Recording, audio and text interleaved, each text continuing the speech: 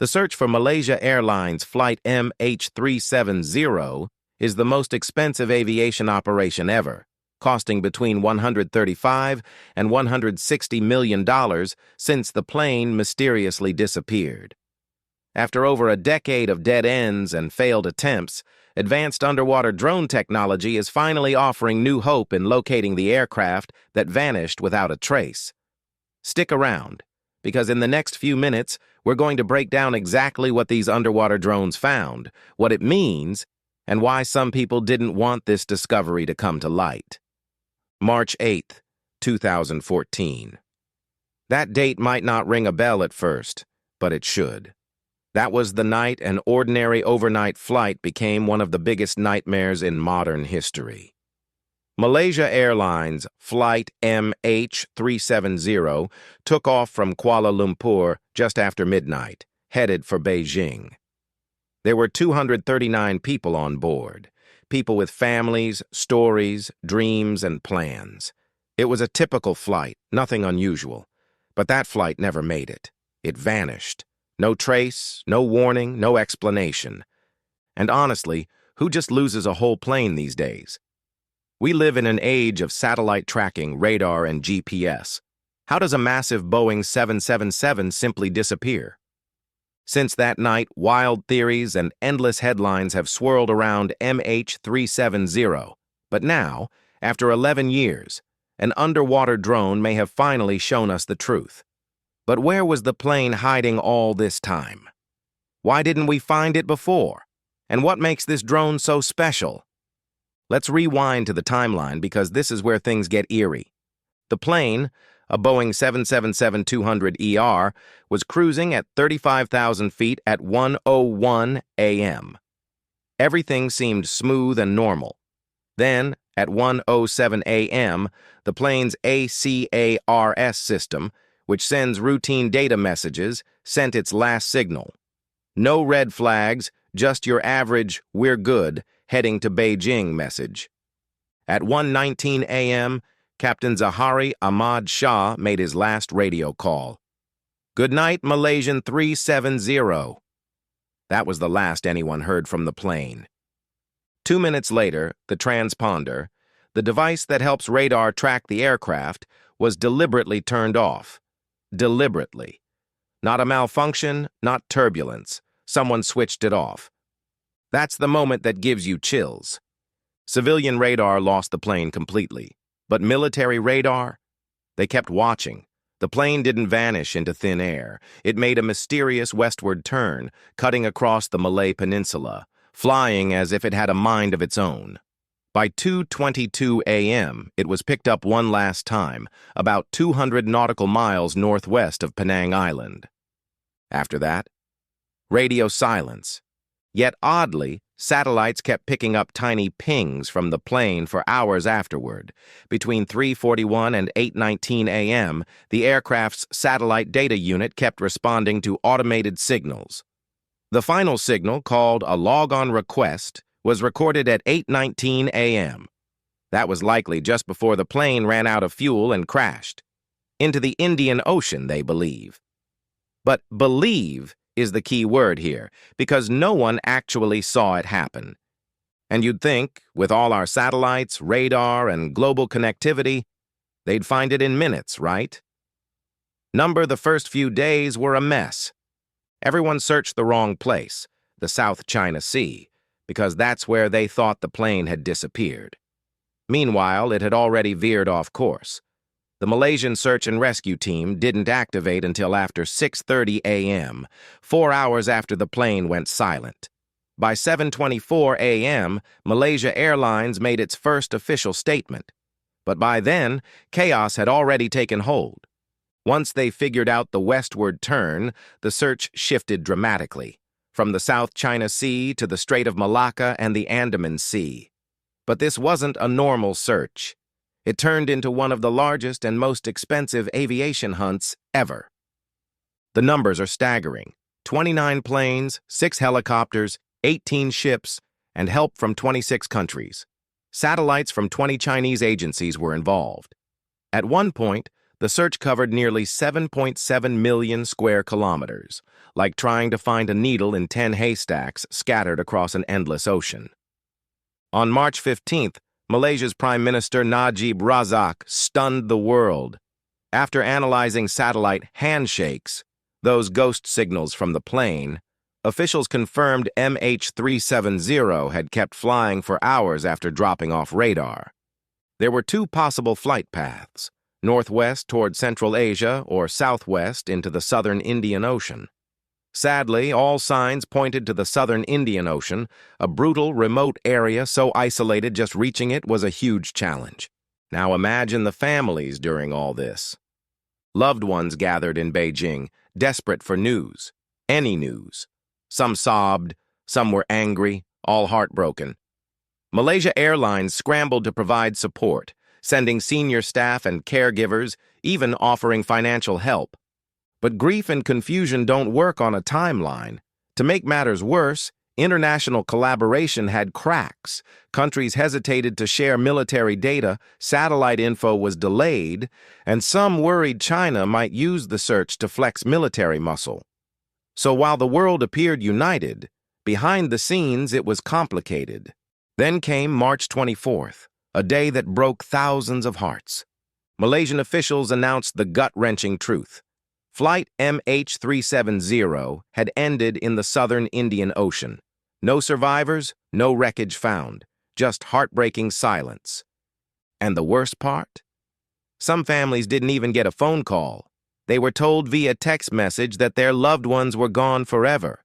Imagine losing someone and being told that in a text. Devastating. But the story didn't end there. Years of searching, speculation, theories, and heartbreak followed. People asked big questions. Was it hijacked? Was it mechanical failure? Pilot suicide? Theories flew from plausible to utterly bonkers. And honestly, who could blame them? Losing a plane without a trace in today's world messes with your mind. Your brain has to fill the blanks somehow. Years later, a few pieces of debris washed up on distant shores. Reunion Island, Madagascar, and others. But the full plane never recovered.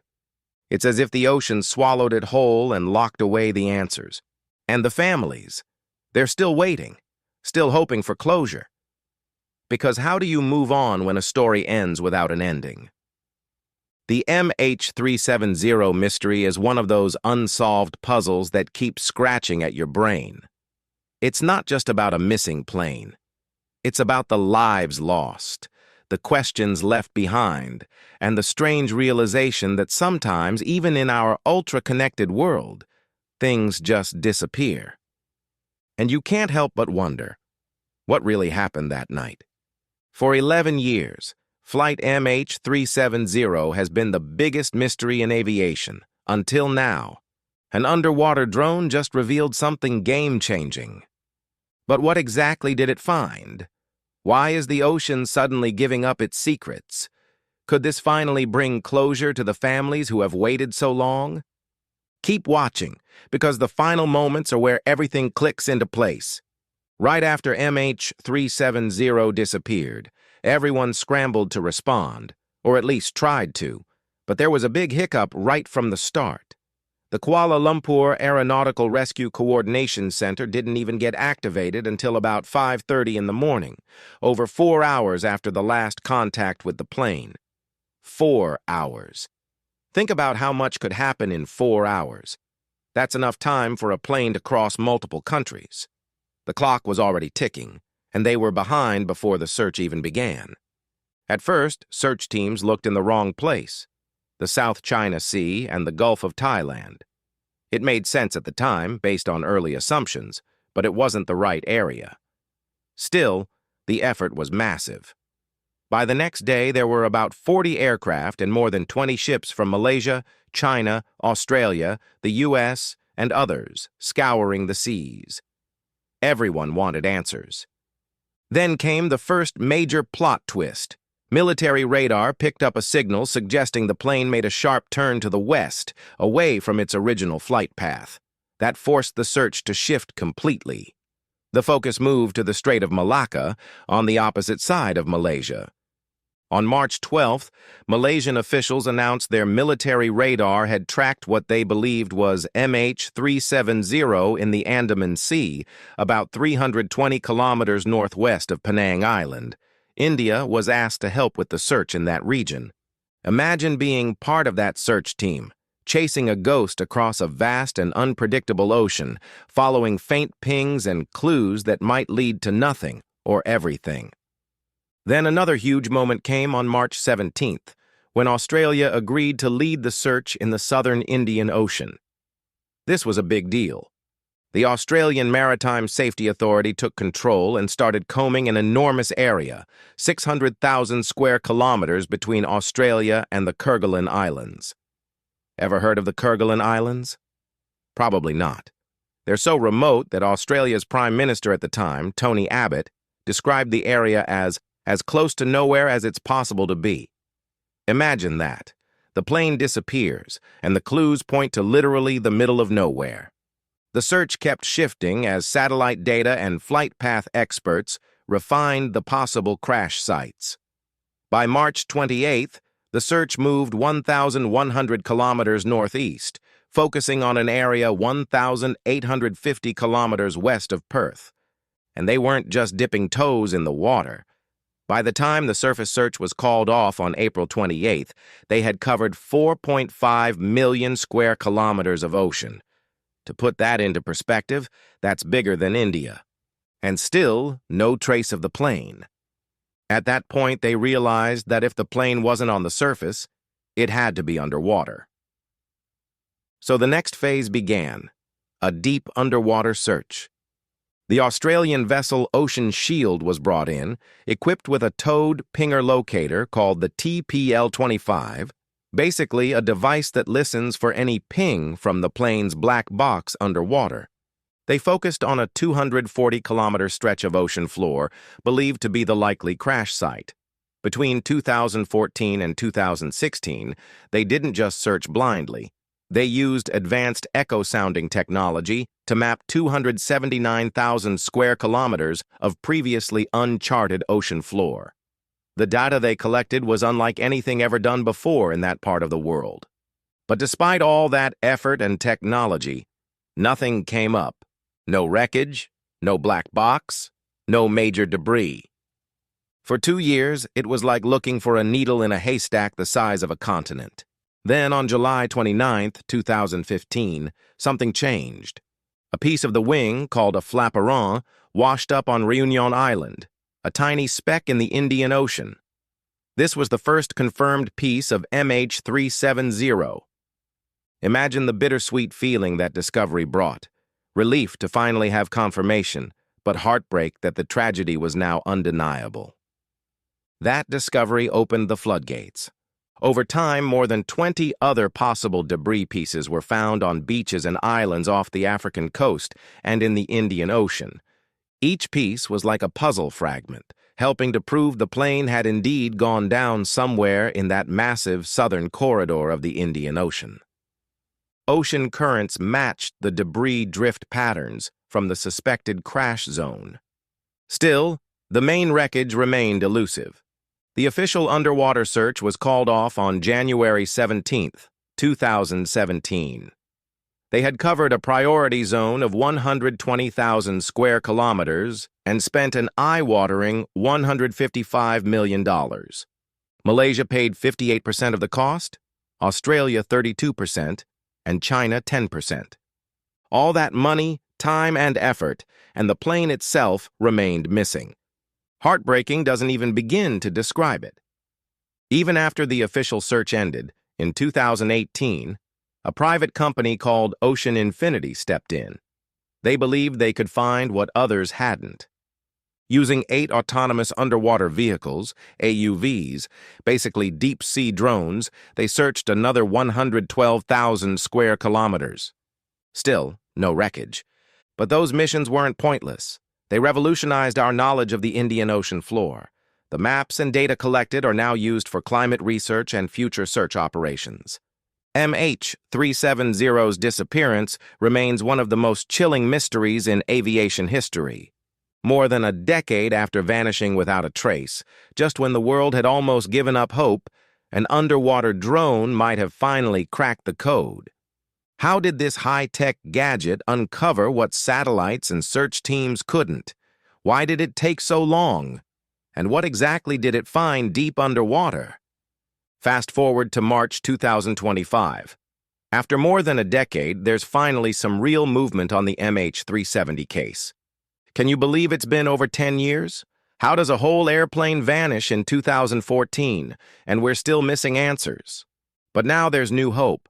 The Malaysian government gave the official green light for a new search, and they teamed up again with Ocean Infinity, the same company that tried back in 2018. Here's the twist. It's a no-find, no-fee deal. Ocean Infinity only gets paid if they find the wreckage of MH370. If they do, they get a cool $70 million.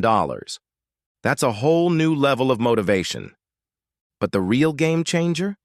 The technology. Ocean Infinity brought in their secret weapon, a massive ship called the Armada 7806. It's 78 meters long, built by a Norwegian company called Vard in 2023, basically a floating sci-fi lab. And it's not just the ship. It carries a fleet of autonomous underwater vehicles, robotic submarines capable of diving as deep as 6,000 meters and staying underwater for up to 100 hours. Imagine robotic explorers cruising along the pitch-black ocean floor, scanning every rock and ridge without needing help. These AUVs aren't just swimming around randomly.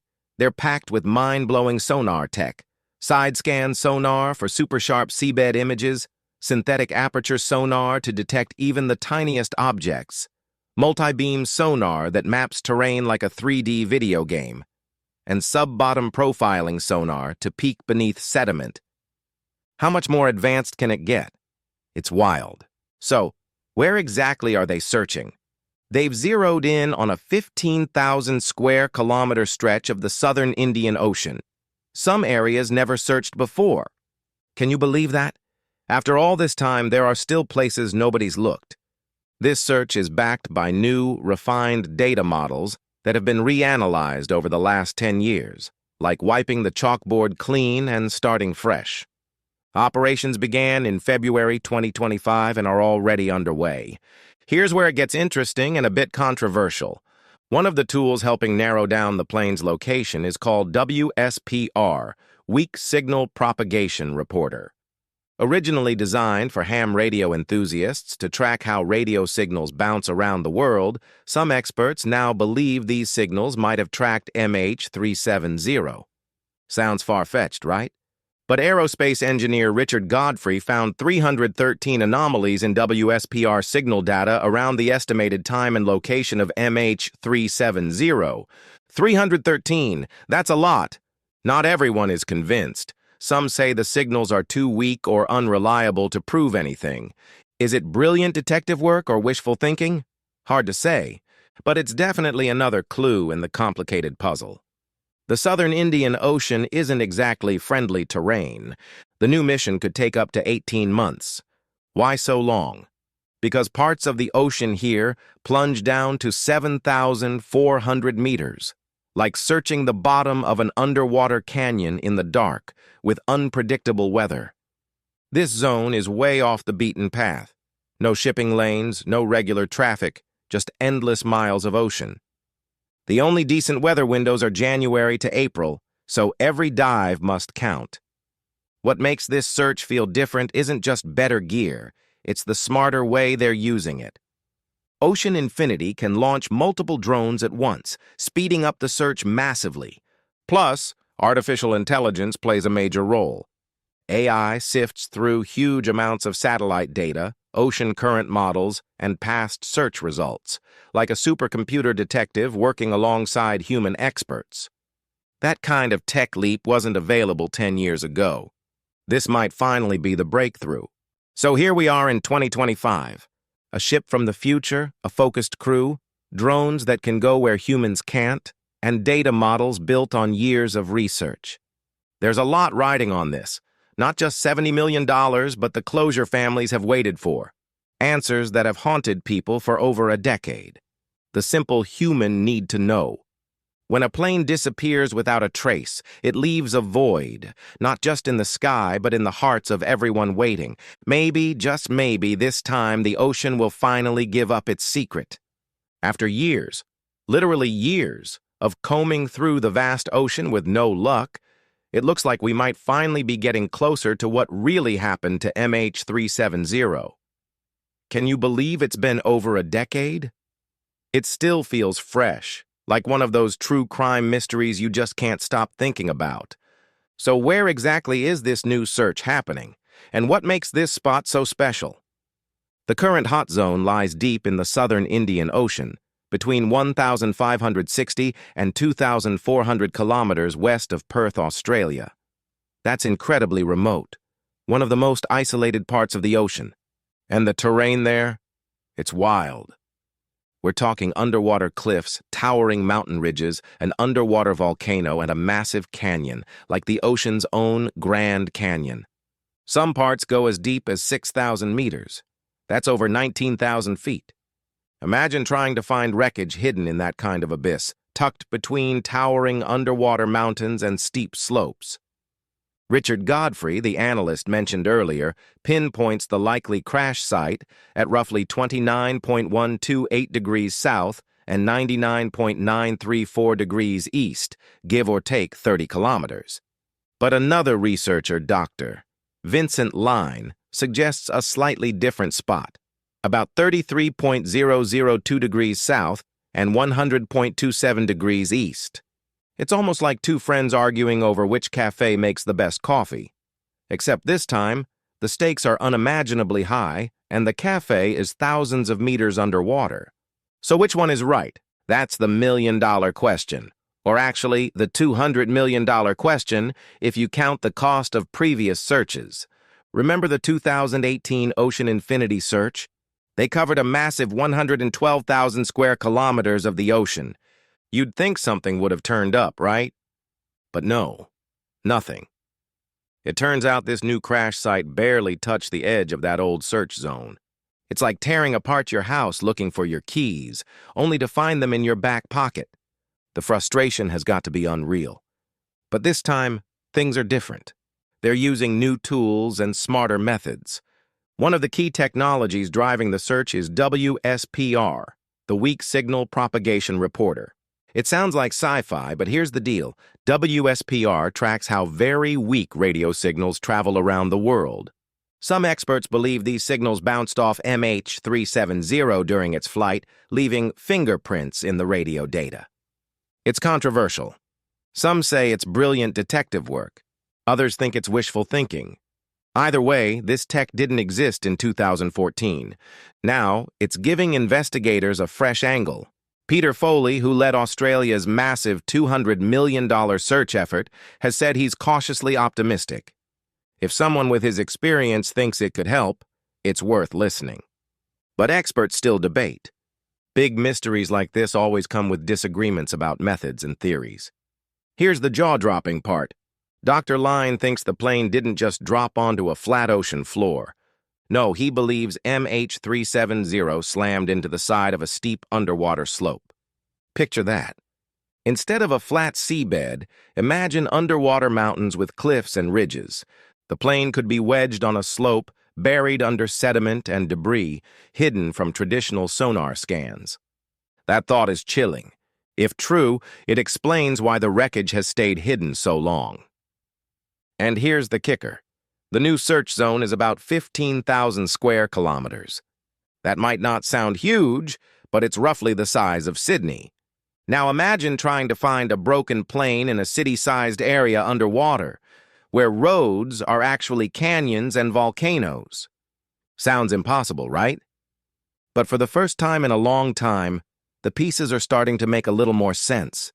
It's like those true crime documentaries where years of cold leads suddenly boil down to one clue that cracks the case. Could this be that moment for MH370? At this point, all we can do is wait and hope. Hope the search teams get the green light to keep going. Hope the drones find what's been missing for so long. And most importantly, hope the families, Mothers, fathers, children who have been living in limbo for years finally get the closure they deserve. Because imagine how you'd feel if someone you loved vanished from the earth without a trace, and no one could tell you why. That's the part that hits hardest. Behind all the tech, analysis, and exploration, there are real people still waiting for answers. So fingers crossed this new search zone is the right one. Maybe we're finally on the verge of solving one of the most heartbreaking mysteries in modern history. And with that, we've come to the end of this deep dive into the MH370 story. Thanks for sticking with me. If you found this story compelling, be sure to like, comment, and subscribe for more fascinating content. Want to keep exploring mysteries and stories that keep you on the edge of your seat? Click on the next video popping up on your screen. Thanks for watching. Before we wrap things up, let's quickly revisit why the MH370 disappearance remains one of the most haunting aviation mysteries of our time. The scale of the search was unprecedented. It involved dozens of countries, hundreds of ships and planes, and cutting-edge technology. Yet despite all that, the full story remained elusive. The ocean simply swallowed the plane whole, leaving behind only scattered clues.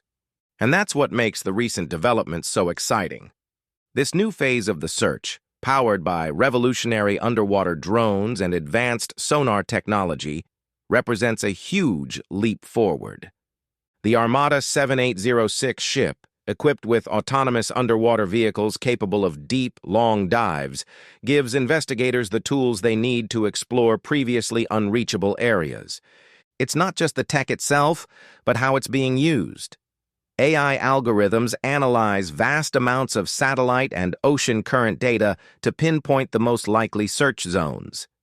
This blend of human expertise and machine intelligence is changing the game.